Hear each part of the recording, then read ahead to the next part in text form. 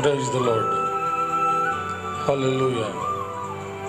దేవునికి స్తోత్రం.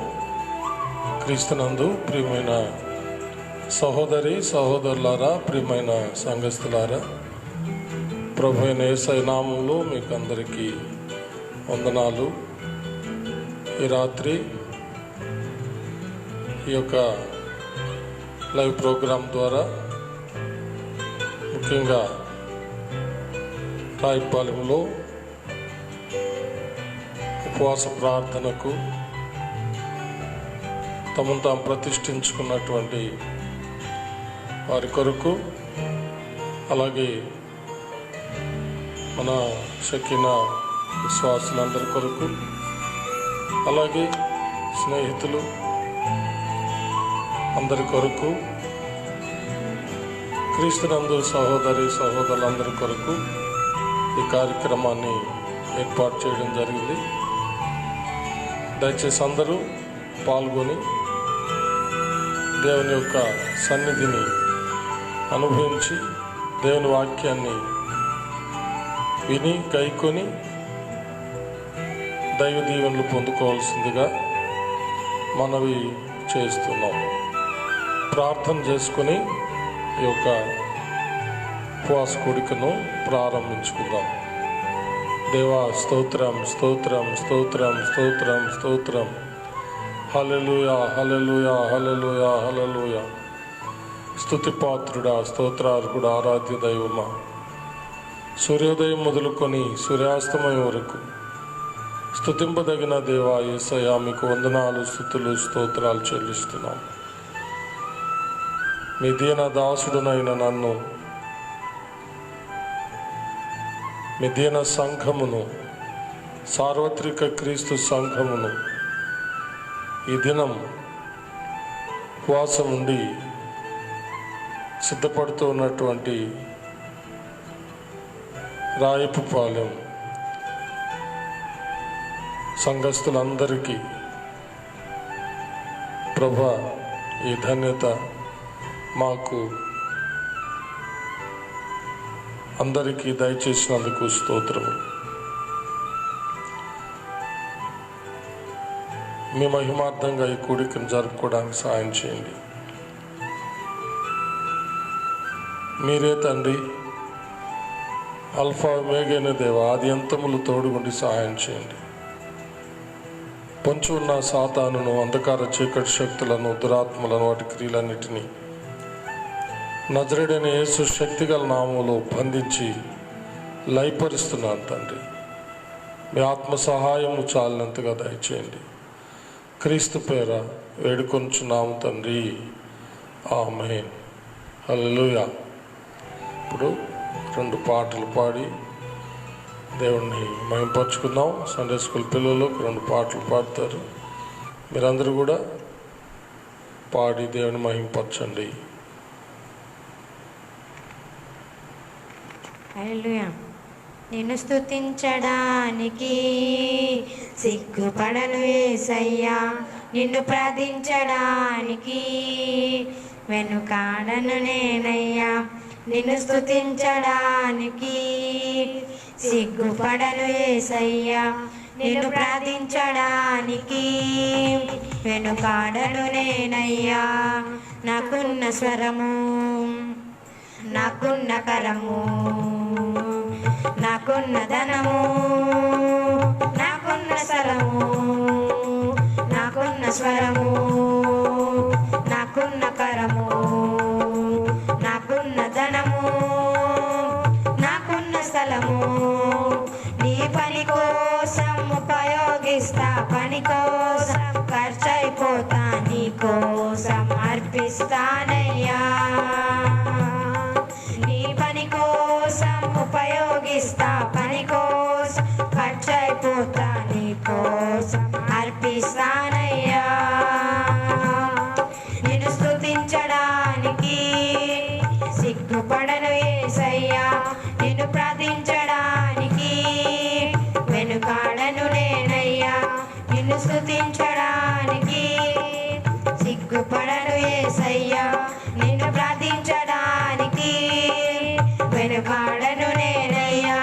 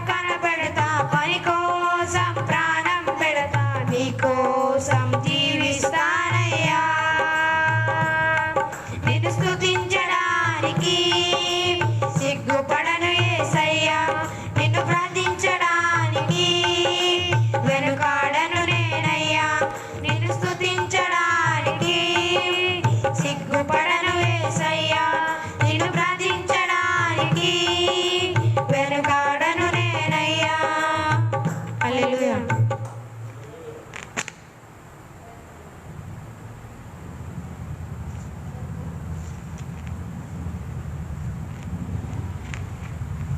హల్లెలూయా. శ్రేష్టమైన నామం, శక్తి కలిగిన నామం, జుంటె తేనె దారల కన్నా మధురమైన నామం, సాటి లేని నామం, స్వస్థపరచే నామం, అన్ని నామముల కన్నా నిత్యమైన నామం, యేసునామం మధుర నామం, యేసునామం సుమధుర నామం, యేసునామం మధుర నామం, యేసునామం సుమధుర నామం, శ్రేష్టమైన నామం, శక్తి కలిగిన నామం, జుంటె తేనె దారల కన్నా మధురమైన నామం, త్రోవ చూపి సరి అయిన దారిలో నన్ను నడిపించే నామం, దుష్ట శక్తులు బంధకములు తొలగించే నామం, త్రోవ చూపి సరి అయిన దారిలో నన్ను నడిపించే నామం, దుష్ట శక్తులు బంధకములు తొలగించే నామం, తరములెన్నో మారినా మనుజులంతా మారినా, తరములెన్నో మారినా మనుజులంతా మారినా, మారని నామం మహిమ నామం, మరణము గెలిచిన శ్రీ యేసునామం, మారని నామం మహిమ నామం, మరణము గెలిచిన శ్రీ యేసునామం, శ్రేష్టమైన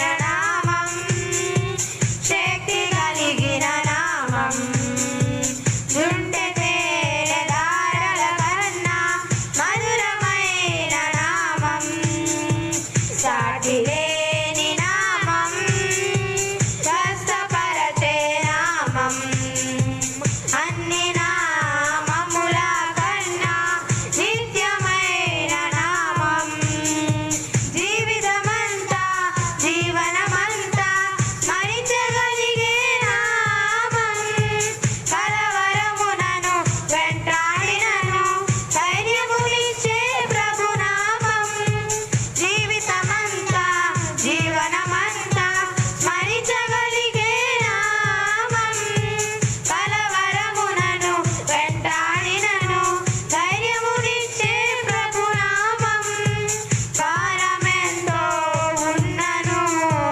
శాంతి నొసగే దివ్యనామం, భారమెంతో ఉన్నను శాంతి నొసగే దివ్యనామం, మారని నామం మహిమ నామం, మరణము గెలిచిన శ్రీ యేసునామం, మారని నామం మహిమ నామం, మరణము గెలిచిన శ్రీ యేసునామం, శ్రేష్టమైన నామం, శక్తి కలిగిన నామం, జుంటె తేనె దారల కన్నా మధురమైన నామం, సాటి లేని నామం, స్వస్థపరచే నామం, అన్ని నామముల కన్నా నిత్యమైన నామం. హల్లెలూయా.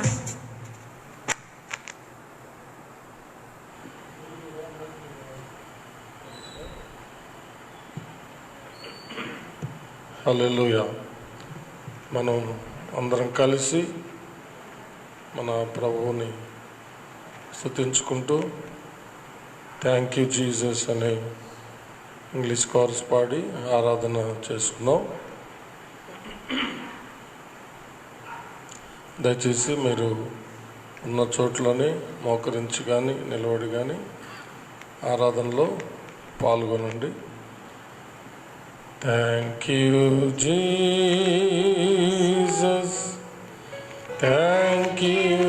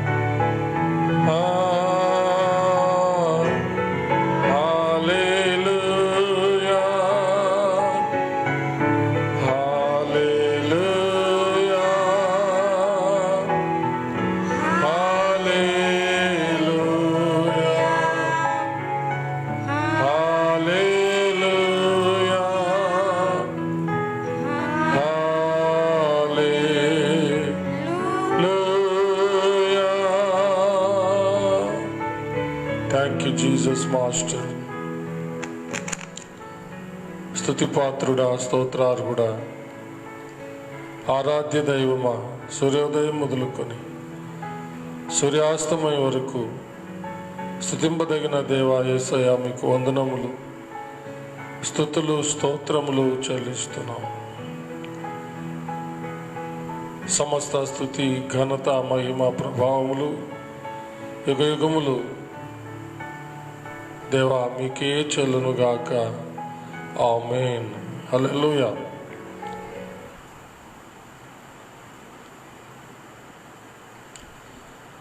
అందరూ బైబిల్ తెరవండి. కీర్తనల గ్రంథము 34వ కీర్తన 6వ వచనాన్ని చదువుకుందాం. కీర్తనల గ్రంథము 34వ కీర్తన 6వ వచనం. ఈ దీనుడు మొర్రపెట్టగా యెహోవా ఆలకించెను, అతని శ్రమలన్నిటిలో నుండి అతన్ని రక్షించెను. దేవుడు తన పరిశుద్ధ వాక్యమును మన ఆత్మీయ మేళ నిమిత్తమై మన వెనుకల్లో దీవించునుగాక. ఆమేన్. ప్రార్థన చేసుకుందామండి. అందరు తలలోంచి కళ్ళు మూసుకున్నట్లయితే ప్రార్థన చేసుకుందాం. మహాపరిశుద్ధుడు అయిన మా ప్రియ పరలోకపు తండ్రి, కరుణా వాత్సల్యతలు గల మా దేవా యేసయ్య, మీకు వందనములు, స్తుతులు, స్తోత్రములు చెల్లిస్తున్నాము. మీ దీన దాసుడనైన నన్ను మీ శిలువ చాటున మరుగు చేసుకొని నాతోనూ మా అందరితోనూ మాట్లాడమని క్రీస్తు పేర వేడుకొంచున్నాము పరమ తండ్రి. ఆమేన్.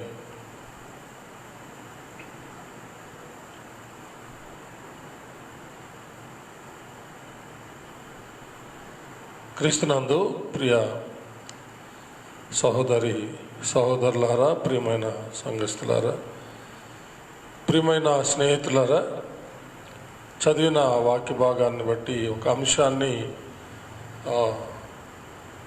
నేను సెలెక్ట్ చేసుకున్నాను. అదేమిటంటే దీనుల మొర ఆలకించే దేవుడు. దీనుల మొర ఆలకించే దేవుడు. ఇప్పుడు మనం చదివినటువంటి వాక్య భాగంలో ఈ దీనుడు మొరపెట్టుగా యెహోవా ఆలకించెను, అతని శ్రమలన్నిటిలో నుంచి అతను విడిపించెను అని మనం చదువుకున్నాం. ఈ లోకంలో ఎన్నో శ్రమలు, శోధనలు, బాధలు, వ్యాధులు, అవసరతలు, హింసలు, నిందలు, అవమానాలు, ఈ విధంగా అనేకమైనటువంటివి మానవుల్ని చుట్టి భయంకరమైనటువంటి నాశనంలో ముంచేస్తూ ఉంటాయి. భయంకరమైనటువంటి స్థితిలో మానవుడు పడిపోతాడు, లేక చిక్కుకొని పోతాడు. దిక్కుదోచని పరిస్థితులు వచ్చేస్తాయి. ఒక భయంకరమైనటువంటి లోయ అనుభవంలోనికి వెళ్ళిపోతాడు. ఇక ఆ అగాధములో నుండి, లోయలో నుంచి బయటికి రాలేనేమో, బయట పడలేనేమో, ఈ శ్రమలనేటటువంటి వలయములో చిక్కుకున్న నేను బయటికి రాలేనేమో అన్నటువంటి పరిస్థితి వస్తూ ఉంటుంది. అయితే అలాంటి పరిస్థితుల్లో తమను తాము దేవుని ఎదుట తగ్గించుకొని, దీనత్వాన్ని ధరించుకొని దేవునికి మొరపెట్టినట్లయితే, కన్నీటి ప్రార్థన, మొరపెట్టడం అంటే కన్నీటి ప్రార్థన, దేవుని యొక్క సన్నిధిలో కన్నీళ్లు విడుస్తూ ప్రార్థన చేసినట్లయితే కన్నీటిని చూచి దాటిపోని దేవుడు, లేక కన్నీటిని చూచి దాటిపోలేని దేవుడు వారి యొక్క శ్రమలన్నిటిలో నుండి, బాధలన్నిటిలో నుండి, వ్యాధులన్నిటిలో నుండి, శోధనలు, హింసలు అవి ఏవైనా సరే, దిక్కుదోచని పరిస్థితులు, అగాధము, లోయ లాంటి పరిస్థితుల్లో నుండి వెలుపలికి తీసుకొస్తాడు. అవి లెక్కించడానికి వీలు లేనన్ని శ్రమలైనా సరే ఆ శ్రమలన్నిటిలో నుంచి విడిపిస్తాడు అని మనము చదువుకున్నాం. కాబట్టి మనము ఎలాంటి పరిస్థితులు చుట్టుముట్టినా, ఎలాంటి శ్రమలలో మనము పడిపోయినా దీనులమై దేవుని సన్నిధిలో మొరపెట్టేవారుగా ఉండాలి. అప్పుడు దేవుడు తప్పకుండా ఆ శ్రమలన్నిటిలో నుంచి విడిపిస్తాడు. కీర్తనల గ్రంథము 138వ కీర్తన 6వ వచనాన్ని చూస్తే అక్కడ దీనులను లక్ష్యపెట్టే దేవుడు అని రాయబడింది. దీనులను లక్ష్య పెడతాడంట. గర్విష్ఠులను ఆయన లక్ష్య పెట్టాడంట. దేవుడు గర్విష్ఠుల గర్వాన్ని అణుస్తాడు. దీనులను పెంటకుప్పల మీద నుంచి లేవనెత్తి ప్రజల ప్రధానులతో కూర్చొని పెడతాడు. ఆయన దీనులను లక్ష్య పెట్టే దేవుడు, గర్విష్ఠుల గర్వాన్ని అణిచే దేవుడు. కాబట్టి మనము దీనులమై ఆయన సన్నిధిలో మొరపెట్టినప్పుడు మనలను ఆయన లక్ష్య పెడతాడు. మనం ఏ విషయమై దీనులమై ఆయన సన్నిధిలో మొరపెడుతున్నామో ఆ మొర ఆలకించి విడుదల చేస్తాడు, సహాయం చేస్తాడు. యెషయా గ్రంథం 66వ అధ్యాయము 2వ వచనం కూడా ఒక అమూల్యమైన సత్యాన్ని తెలియజేస్తూ ఉంది. ఆ 2వ వచనం 2వ భాగంలో, ఎవడు దీనుడై నలిగిన హృదయము గలవాడై నా మాట విని వణుకుచుండునో వానినే నేను దృష్టించుచున్నాను అని వ్రాయబడింది. దేవుని యొక్క సన్నిధిలో దీనులమై విరిగి నలిగిన హృదయంతో, అనగా కఠినత్వం లేని హృదయం, తగ్గింపు జీవితం, నలిగిన హృదయము కలిగి దేవుని మాట విని భయభక్తులతో వణుకుచుంటే వారినే దృష్టిస్తాడంట జీవముగల దేవుడైన యెహోవా. ఎందుకు వారిని ఆయన దృష్టిస్తాడు? ఎవడు దీనుడై నలిగిన హృదయం గలవాడై ఆయన మాట విని వణుకుచుంటాడో వాడిని ఎందుకు చూస్తాడు? అట్టి వారిని ఎందుకు చూస్తాడంటే ఆ దీన స్థితిలో నుంచి వారిని పైకి తీసుకురావడానికి. కాబట్టి దేవుని యొక్క మాట విని మనం వణికే వాళ్ళుగా ఉండాలి. దేవుని మాటకు నిజమైన భయభక్తులు కలిగిన వాళ్ళుగా ఉండాలి. విరిగి నలిగిన హృదయముతో ఆయన సన్నిధిలో దీనులమై ఆయన మాట విని వణుకుతూ మనం ఆయన సన్నిధిలో మొరపెట్టినప్పుడు దేవుడు మనకు సహాయం చేస్తాడు. అట్టి వారిని దృష్టించి వారికి సహాయం చేసే దేవుడని అక్కడ స్పష్టంగా తెలుస్తూ ఉంది. కొంతమంది జీవితంలో వాళ్ళ దేవుని సన్నిధిలో ఎలా వాళ్ళు తమను తాము తగ్గించుకొని కన్నీటితో మొరపెట్టి వారు దేవుని యొక్క అనుగ్రహం పొందుకున్నారో కొన్ని ఎగ్జాంపుల్స్ మీ దృష్టికి తీసుకొస్తాను. రాజుల 2వ గ్రంథము 22వ అధ్యాయము 19వ వచనంలో యోధా రాజు అయినటువంటి యోషియా ధర్మశాస్త్ర గ్రంథంలో యెరూషలేం మీదకి ఉగ్రత రాబోతుందని తెలుసుకొని అది 70 సంవత్సరములు పాడుదిబ్బగా చేయబడబోతుందని తెలుసుకొని దేవుని యొక్క సన్నిధిలో దీన మనస్సుతో తను తాను తగ్గించుకొని దేవునికి మొరపెడతాడు. దేవుడు అతని మొర ఆలకిస్తాడు. అతనిని ఆ యొక్క నాశనము చూడకుండా, తన రాజ్యం మీదకి వచ్చేటటువంటి ఆ భయంకరమైన ఉపద్రవమును చూడకుండా తనను నెమ్మదిగా తన సన్నిధికి తీసుకుంటానని వాగ్దానం చేశాడు. అతడు మెత్తని మనస్సు తెచ్చుకొని దీనుడై దేవుని సన్నిధిలో మొరపెట్టి ఆ భాగ్యాన్ని అతడు పొందుకున్నాడు. ప్రియులారా, దేవుని యొక్క సన్నిధిలో రాబోతున్నటువంటి మహోగ్రత నుంచి తప్పించుకోవడానికి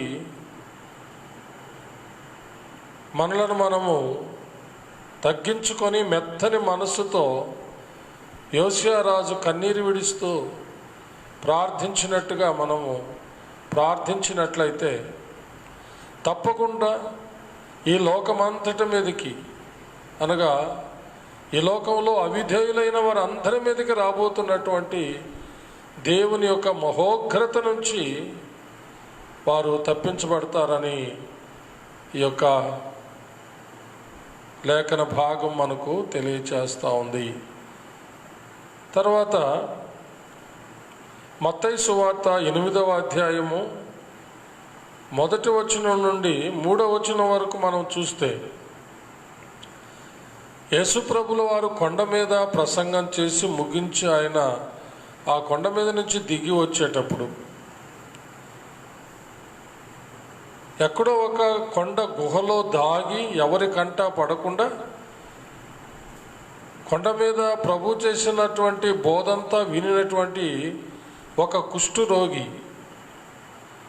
ప్రభువుని ఎదుర్కొని, ప్రభువా నీకిష్టమైతే నన్ను శుద్ధినిగా చేయగలవు అని ఆయన సన్నిధిలో దీనుడై అడుగుతాడు, మొరపెడతాడు. అప్పుడు ప్రభువు నాకిష్టమే, నీవు శుద్ధుడు కమ్ము అని అతన్ని ముట్టినప్పుడు ఆ కుష్ఠరోగి వెంటనే స్వస్థత పొందుతాడు.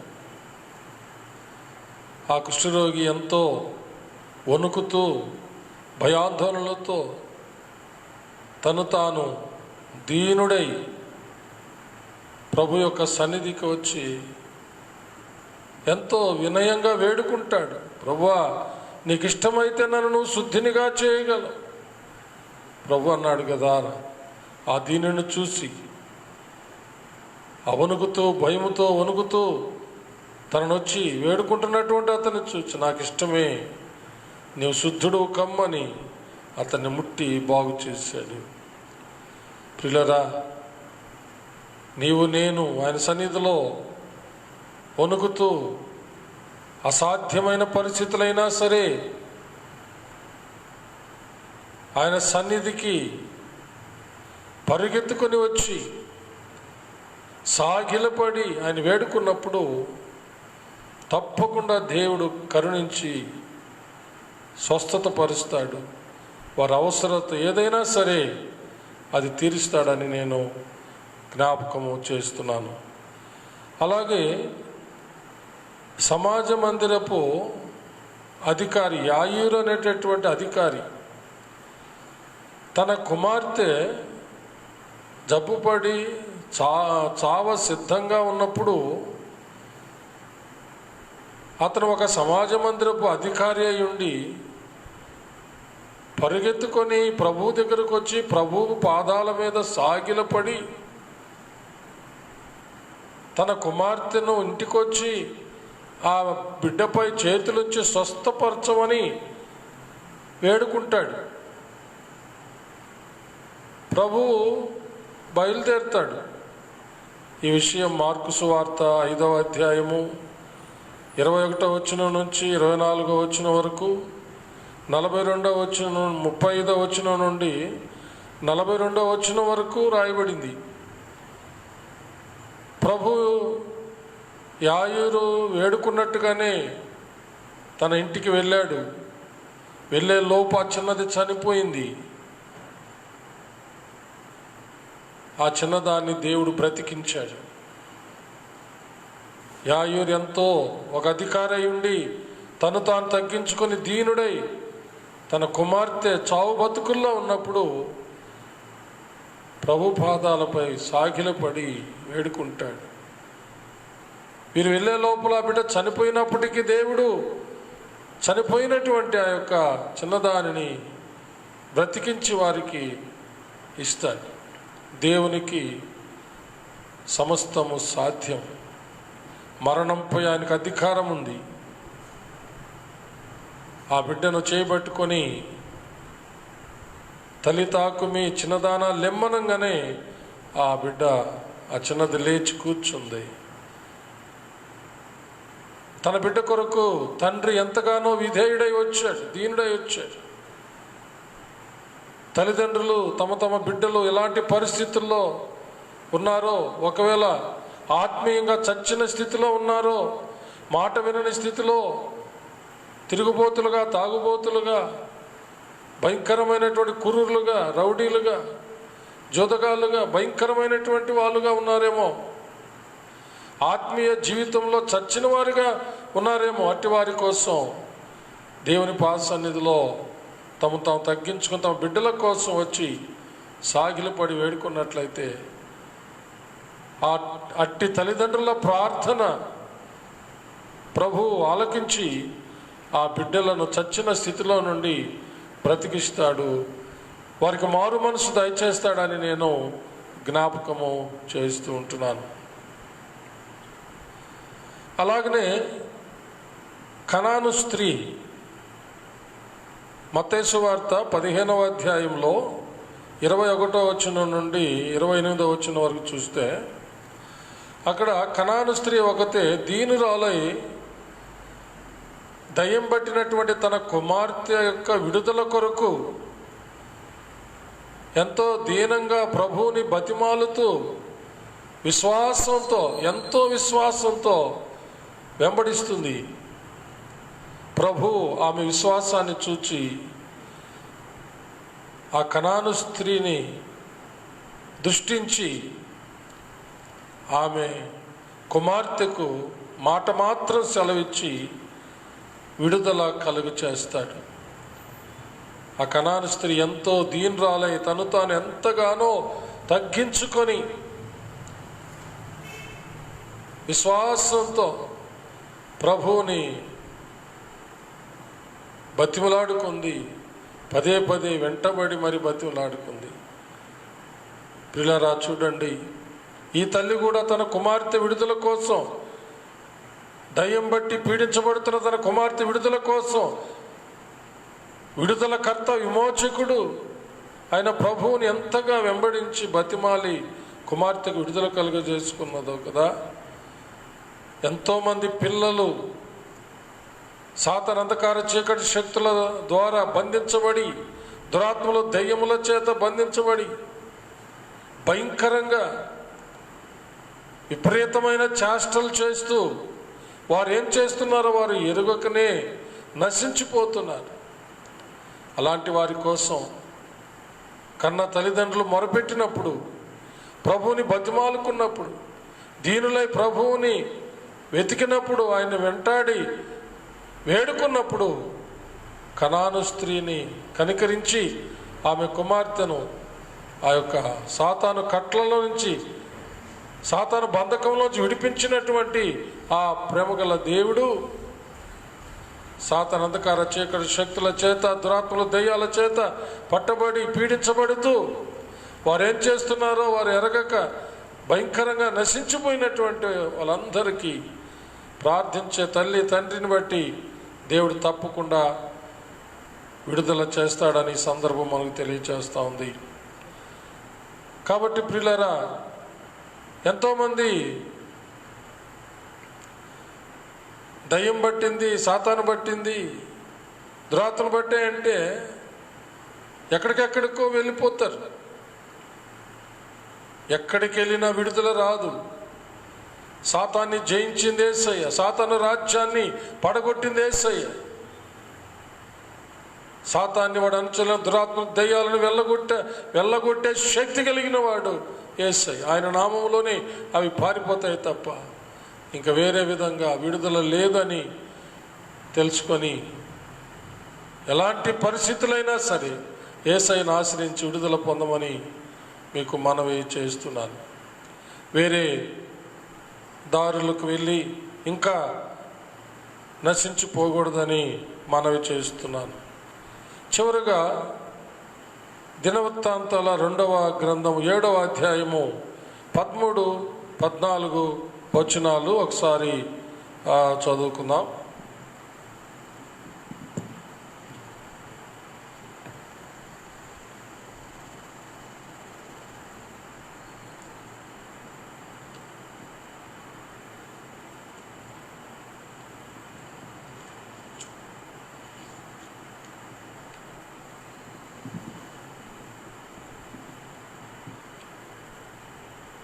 వాన కురియకుండా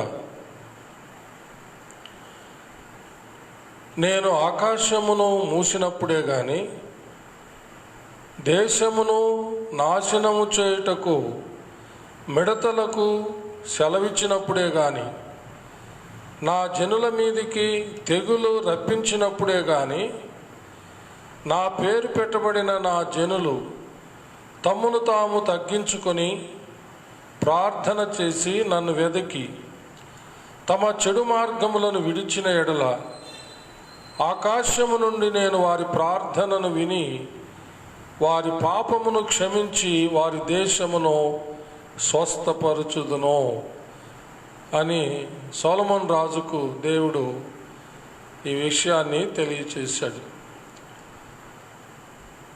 ఆయా సమయాల్లో దేవుడు తన ప్రజలైనటువంటి ఇశ్రాయేలు యూదులు చేసినటువంటి తిరుగుబాటు, దేవుని మీద చేసిన తిరుగుబాటు,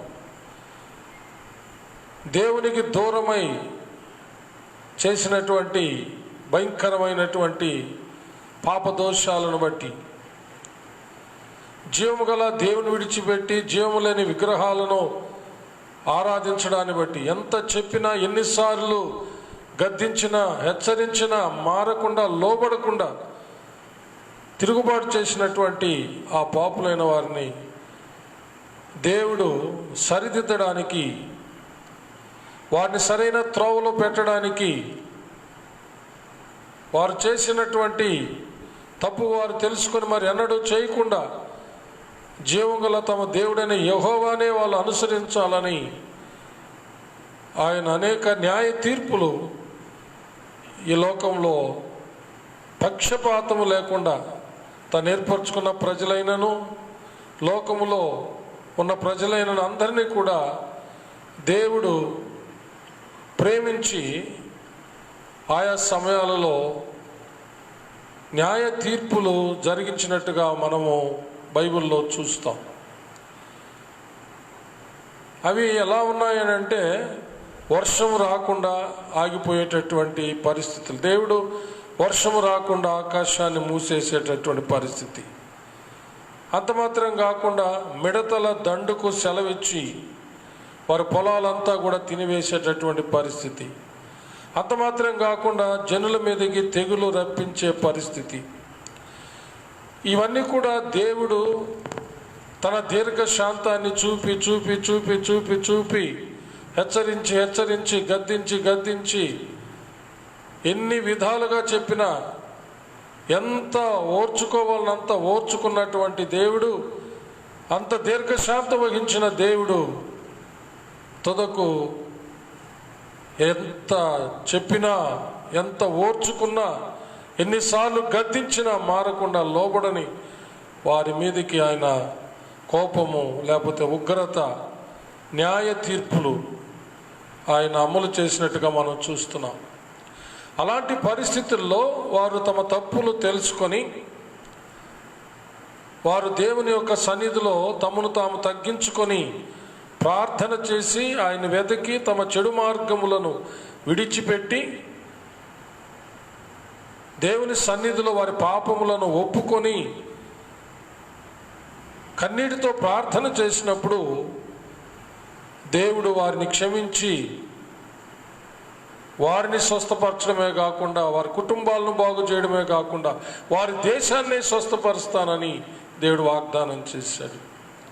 కాబట్టి ఒక వ్యక్తే కానీ, ఒక కుటుంబమే కానీ, ఒక ఊరే కానీ, ఒక పట్టణమే కానీ, ఒక జిల్లా, ఒక రాష్ట్రము, ఒక దేశమే కానీ, ప్రపంచమే కానీ దేవుని యొక్క మాటకు తిరుగుబాటు చేసి దేవుడు లేడని నానా విధాలుగా భయంకరమైనటువంటి పాపదోషాలకు మితము లేకుండా ఘోరాతి ఘోరంగా దేవుడు ఎంత హెచ్చరిస్తున్నా గద్దిస్తున్నా ఆయన ఎంతో దీర్ఘశాంతం వహించి బతిమాలి చెబుతున్నా విననటువంటి వారి మీదకి, వారి ప్రాంతాల మీదకి, అట్టి వారి యొక్క దేశం మీదకి దేవుని ఉగ్రత వస్తుంది. అది తెలుసుకొని మనం చేసిన తిరుగుబాటును బట్టి, మన పాపదోషాలను బట్టి దేవుడు ఎంత దీర్ఘశాంతం వహించి మనల్ని హెచ్చరించినా లోబడని స్థితిని బట్టి ఈ పరిస్థితి మనకు వచ్చిందని చెప్పి గ్రహించి బుద్ధి తెచ్చుకొని దేవుని సన్నిధిలో పశ్చాత్తాపడి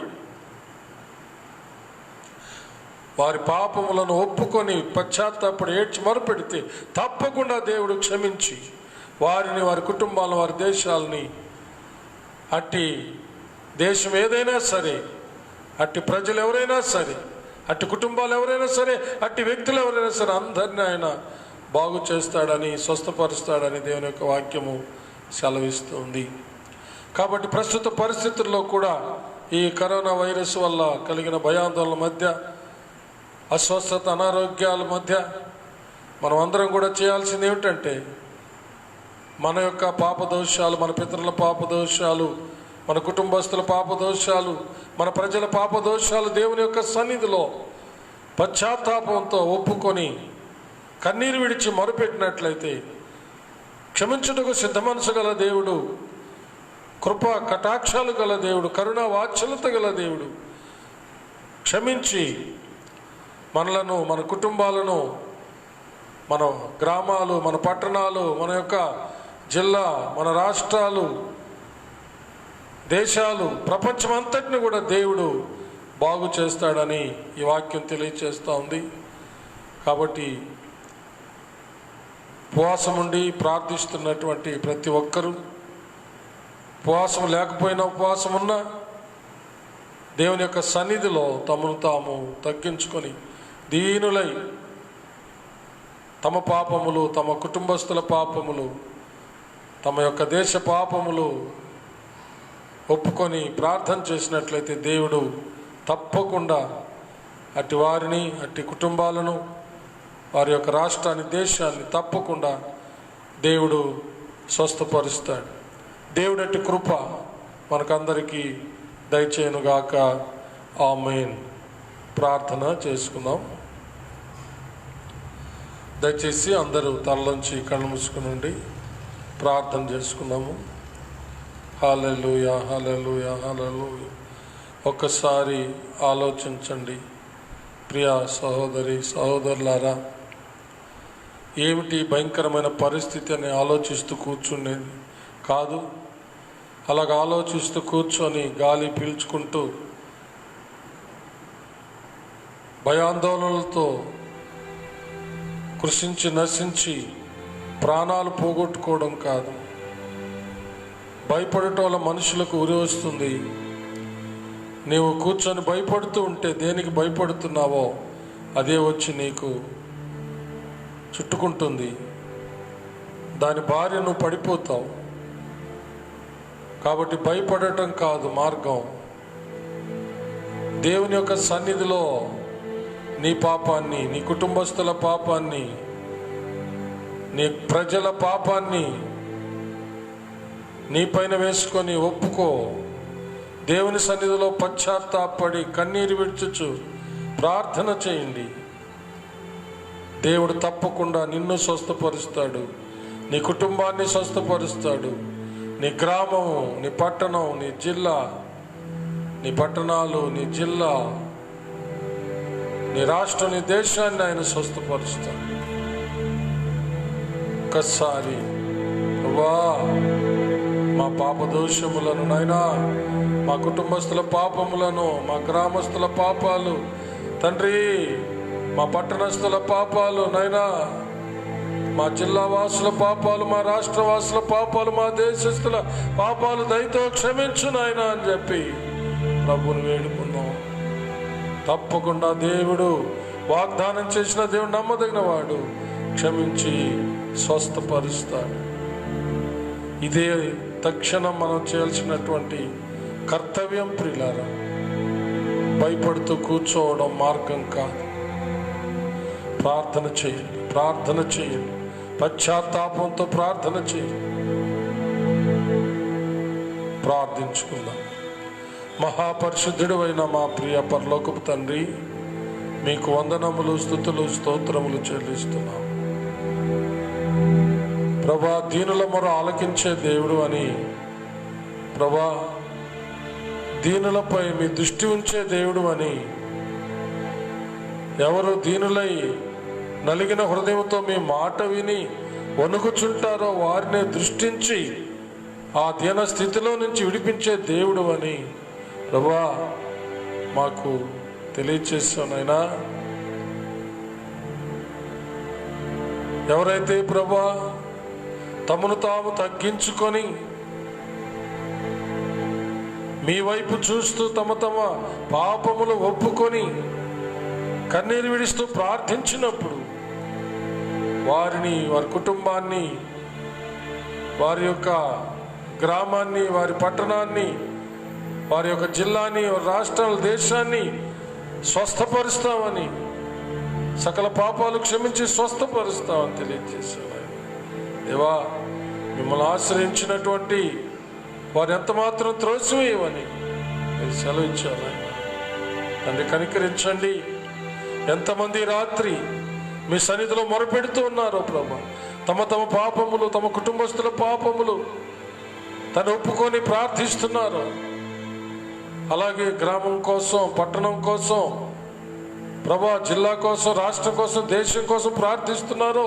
దయతో కనికరించి మా అందరి ప్రార్థనలు ఆలకించి దేవా, మా పాప దోషములన్నిటినీ ఆయన క్షమించి మమ్మల్ని బాగు చేయమని, మా కుటుంబాలను బాగు చేయమని, మా గ్రామాన్ని ప్రభా, మా గ్రామాలన్నిటినీ, మా పట్టణాలన్నిటినీ ప్రభా, మా జిల్లాలన్నింటినీ, మా రాష్ట్రాన్ని, దేశాన్ని బాగు చేయమని, స్వస్థపరచమని, అలాగే ప్రపంచ దేశాలను కూడా జ్ఞాపకం చేసుకోమని యేసయ్య నామం ద్వారా ప్రార్థించి బతిమాలి వేడుకొంచున్నాము పరమ తండ్రి. ఆమేన్. నా ప్రాణమా యెహోవాను సన్నుతించుము, నా అంతరంగముననున్న సమస్తమా ఆయన పరిశుద్ధ నామమును సన్నుతించుము.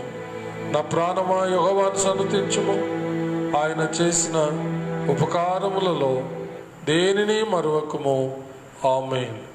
మన పరమ తండ్రి అయిన దేవుని ప్రేమ, కుమారుడైన యేసుక్రీస్తు ప్రభుల వారి యొక్క కృప, పరిశుద్ధాత్మ దేవుని అన్యోన్య సహవాసము, సన్నిధి, కాపుదల, భద్రత, నడిపింపు ఇప్పుడు ఎల్లప్పుడు సదాకాలము మీకందరకును, మీ బిడ్డలకు, మీ బిడ్డల బిడ్డలకు, మీరు కలిగి ఉన్న సమస్తానికి తోడై దీవించి ఆశీర్వదించి కాచి కాపాడునుగాక.